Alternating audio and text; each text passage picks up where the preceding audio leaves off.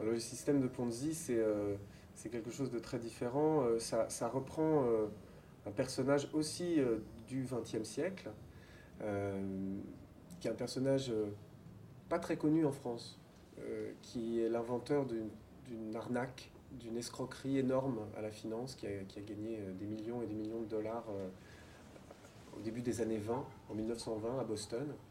Et c'est un modèle qui a servi à des personnages comme Bernard Madoff, par exemple. Il s'est inspiré du système de Ponzi, justement. Il l'a dit lui-même. Le système de Ponzi, ça consiste à euh, promettre des bénéfices extraordinaires, des taux d'intérêt extraordinaires à ceux qui vous prêtent leur argent, et puis à en payer certains, mais à garder en fait l'argent pour soi. Cette escroquerie, elle s'effondre en général au moment des crises, au moment où tout le monde panique et veut récupérer son argent. Là, tout à coup, ces escrocs-là deviennent les révélateurs et les boucs émissaires du système.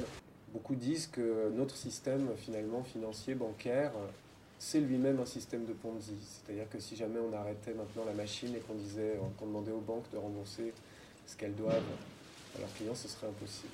Et voilà, ça m'intéressait parce que je voulais aborder ces questions-là, je voulais aborder aussi cette frénésie financière, monétaire d'aujourd'hui, cette tendance à vivre à crédit qui est une grande, grande dérive des sociétés actuelles.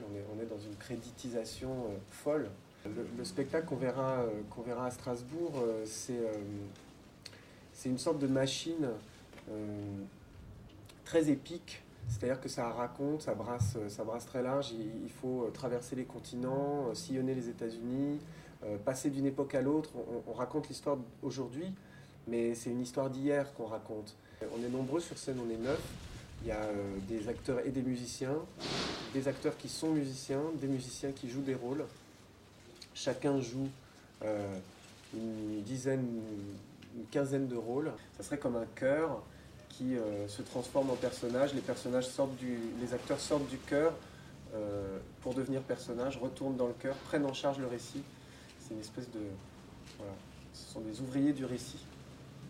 Et par moments, la musique vient combler ce que la représentation théâtrale ne peut pas faire, comme par exemple faire parler une foule, évoquer les années qui passent. Tout est construit à Strasbourg, ce décor assez original, mais je préfère pas trop le dévoiler parce que c'est une machine aussi, c'est un système. Euh, les costumes aussi.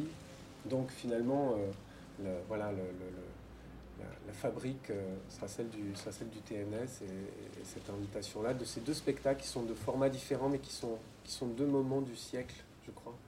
Je suis très heureux qu'on puisse le faire dans ce théâtre-là.